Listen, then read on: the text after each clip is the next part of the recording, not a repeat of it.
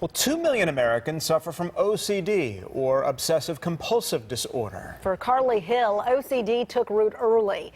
By the age of just 12, she was repeatedly checking the doors at night, making sure they were locked. And by her early 20s, Hill had to stop driving out of fear that she would hit a pedestrian. The Fox Medical Team's Beth Galvin is here now with her story and how Carly was able to get some help. And Sine and Tom, Carly Hill on the surface was living a pretty typical normal life, but below the surface she was dogged by these troubling thoughts that she was capable of hurting someone. So she would check and then double check herself to make sure that didn't happen. And Hill is sharing her story today to show people that OCD is real, but it's also treatable. Carly Hill remembers the moment she hit a turning point. It was 2015. She was driving home from a children's camp. I worked at a camp and I love that camp. But on that day, the normally soft-spoken UGA students started thinking about a rash of recent school shootings in the news. And I just remember thinking like, oh my gosh, this is another one. Like, this is so terrible. Like, what possesses someone to do that, you know? And then OCD came in with the thought, well, what if you did it?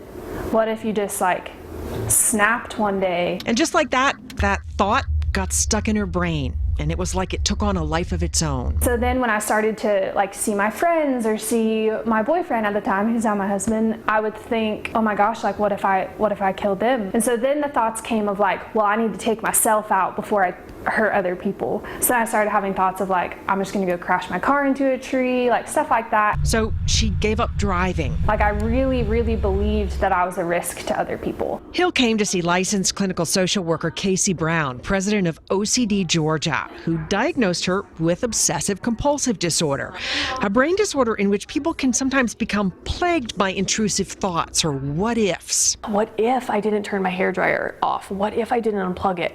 And if I didn't, then my house might catch on fire. And if my house catches on fire, then my family might be trapped inside. And if my family's trapped inside, and so it starts this snowball effect. So someone with OCD will repeatedly check the plug, the door, the stove, or wash their hands over and over, convinced if they don't, something terrible could happen. It's not just a quirk. It's not just something that, oh, I like to do. It's something that I absolutely have to do, because if I don't, I don't know what's going to happen. Driving, Hill would become convinced she'd just hit a pedestrian. And I circle back around and I see that they're like perfectly fine.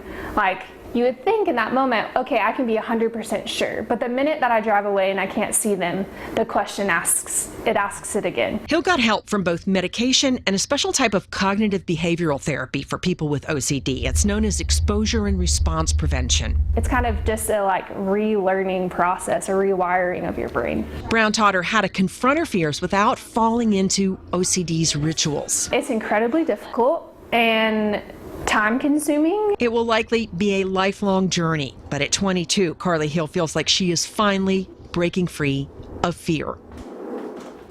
And Carly has been in therapy now for almost a year and a half, and she still experiences some of those unwanted thoughts, but they no longer control her the way that they once did. And she's now married, and she's driving again, and she's pursuing her undergraduate degree at UGA. So Tom and Sine, you know, she really has come a long way in just a year and a half. Yeah, it's good to see that she's doing so well, but you hear people make comments and, you know, call other people OCD as a joke. And you have no idea. This is so real. This is so real. And, you know, the thoughts may sound irrational, but they feel absolutely real to the person experiencing them. Wow. Well, again, glad she's getting much better. Yeah. Thanks so much. Thank you, Beth.